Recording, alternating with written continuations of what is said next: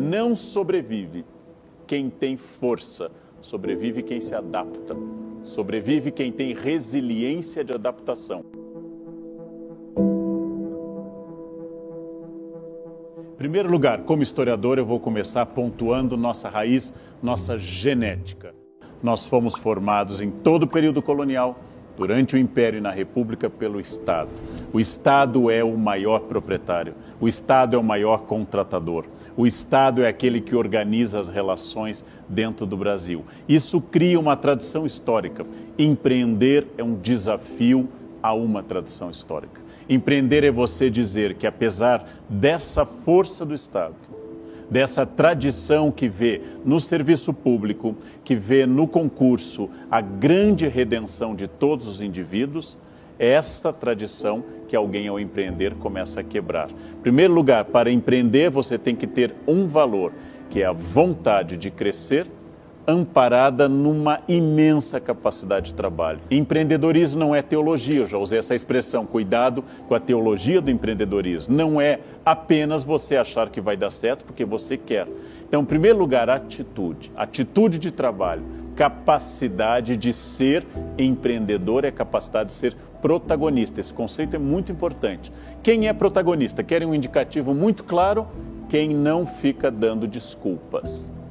Quem não é protagonista é cheio de desculpas. O momento é ruim, o governo não ajudou, o setor está complicado, o cliente é chato, estava chovendo. Quem não é empreendedor, arruma desculpas. Quem é empreendedor é protagonista. Protagonista é o grande valor do empreendedor. As coisas acontecem ou deixam de acontecer porque eu fiz. E se eu não fiz, eu tenho que refazer.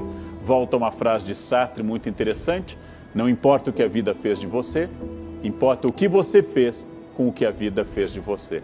Então, o empreendedor não tem problemas, por isso ele não tem desculpas, errado. Ele tem os mesmos problemas que todo mundo, mas daquele problema ele torna a possibilidade de uma iniciativa. Da crise surge a oportunidade. Usando uma frase que eu gosto muito, aprendi com um grande amigo meu: ostra feliz não produz pérola. Se você for feliz, você não tem o desafio. Se você estiver muito feliz, você não tem inquietude. E por que empreender é um indicativo para o século XXI? Atividades repetitivas, atividades mecânicas, atividades que não impliquem julgamento e ação criativa estão sendo substituídas em larga escala por algoritmos, robôs e inteligência artificial. Funções que quase não existem mais. Ascensorista, que era aquele indivíduo trabalhador que ficava apertando o botão. É muito mais barato para a empresa colocar um programa para o elevador se tornar um elevador inteligente. Então, onde está crescendo o emprego? Em quem trabalha com o software, em quem trabalha com programas de segurança, em quem trabalha com espaços novos. Nos Estados Unidos, eu já conheci, dentro do campus de uma universidade, carros sem motorista já funcionando dentro do campus. Não é mais ficção científica. Logo, essas funções tendem a diminuir. O empreendedorismo é aquele que observa o mercado atentamente, não está instalado, fica observando a ascensão e queda de tendências, bolhas de consumo, novos paradigmas de produção, fica imaginando as coisas rapidamente e percebe em cada crise uma nova chance. Ora, a crise é, na natureza, a possibilidade de eu separar as espécies por capacidade de evolução ou não. Pense numa historinha muito simples, final da última era do gelo. Há 10 mil anos, os maiores animais eram os mamutes sobre a Terra. Os mamutes chegam a mais de 20 toneladas, um elefante atual tem 5 a 6. Os mamutes são gigantescos, têm força. Terminaram as calotas retrocedendo, a era do gelo terminou, os mamutes desapareceram. Quem sobreviveu? O ser humano que durante a Era do Gelo fez fogo, que após a Era do Gelo criou a agricultura, com a Revolução Agrícola.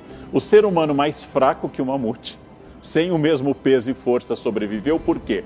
Não sobrevive quem tem força, sobrevive quem se adapta. Sobrevive quem tem resiliência de adaptação, que é a capacidade que você tem de sair de uma situação e passar a outra e se reinventar permanentemente. Esse é o segredo da manutenção de uma atividade profissional, de um casamento, de uma relação de amizade. reinvenção. Resiliência. Em física, a esponja que é amassada volta à forma original. Em física, a bola que bate por inércia volta para outro lado. Reinvenção e resiliência. Você teve uma ideia boa, você não é um empreendedor, você é um sujeito que teve uma ideia boa. O empreendedor é obrigado a ter ideias boas frequentemente. Eu tenho uma habilidade de contato, eu tenho uma habilidade social, eu tenho empatia, ou seja, eu sinto junto com a pessoa, eu sou um bom vendedor direto. Eu tenho essa capacidade de olhar no olho, de não ser antipático ou meramente simpático, mas de ser empático, sentir a necessidade da pessoa, avaliar, e prazer no contato com as pessoas é um valor que me leva, por exemplo, ao comércio direto. Todas essas questões nascem do autoconhecimento de quem empreende, capacidade de estudar o mercado e uma capacidade notável de entender que tudo aquilo que me ensinaram naquele ano e eu aprendi, no ano seguinte tem pouca validade. Eu fui educado em boas universidades no Brasil e no exterior para ser um bom historiador e filósofo. Surpresa, veio a pandemia. Eu necessitei de uma habilidade inteiramente nova. Ninguém me deu, em nenhuma aula na USP ou no exterior, 1 minuto sequer de aula sobre iluminação para lives. Ninguém me ensinou isso.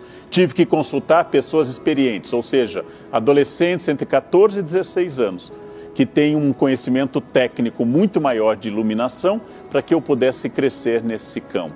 Ora, se eu decido, não, meu conhecimento não foi para isso, eu seria um mamute, um passado glorioso. O que você fez até aqui, o que sua empresa fez até aqui, a sua carreira explica seu passado. Seu futuro começa a ser gerado a partir do momento em que você toma uma decisão, é fiel a essa decisão e vai aprendendo através de uma reciclagem contínua. É isso que nós chamamos hoje de mundo VUCA. Esse acróstico, essa expressão surgida em um artigo na década de 1990, é para um mundo que é volátil, que é incerto em inglês com U, em português com I, que é complexo e que é ambíguo. O mundo dos nossos pais, entre em um lugar, lute pela manutenção de um emprego, repita, chegue na hora e se aposente. Este mundo existiu, este mundo não existe mais.